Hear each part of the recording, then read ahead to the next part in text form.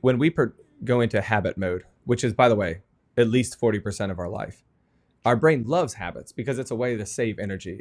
It's when our lower order brain, you call it lots of things, but basal ganglia area is churning along in habits. That means that your upper brain is free to make complicated decisions or process information. I mean, anybody listening to this right now is probably hearing our voices, processing information, and maybe doing something else by habit, tying their shoes, washing a dish, turning a car. And they can do all that safely and effectively by this beautiful power of habit. So Yeah. there's this neurological separation which really serves us until it's a bad habit.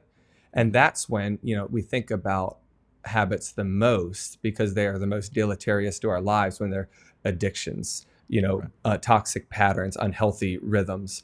And the thing about those, and this was a lot of my wake up, was realizing that what's not unusual is knowing those are bad. Like, everyone knows those are bad. Everyone wants to change them. The problem is that part of your brain that knows better is not the part that's churning along in habit. Okay. And here's where the neurology starts to get really close to the theology. That means it's possible to know something and do the opposite. And as it turns out, your life is formed a lot more by your habit than your head if the two are separated. The way I often put it is, if your head's going one way but your habit's going the other, your heart tends to follow the habit.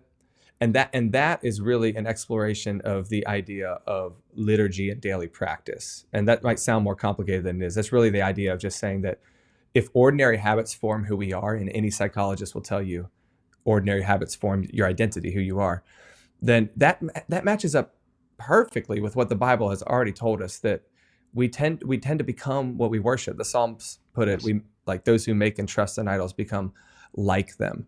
And once that was a lot in 90 seconds, right? But once rewind and listen to that a couple times if you want, but once you appreciate that ordinary habits are doing extraordinarily spiritually formative things in your life, Mm. then suddenly you wake up to the idea that, oh, my heart is being tugged by habit everywhere in my day.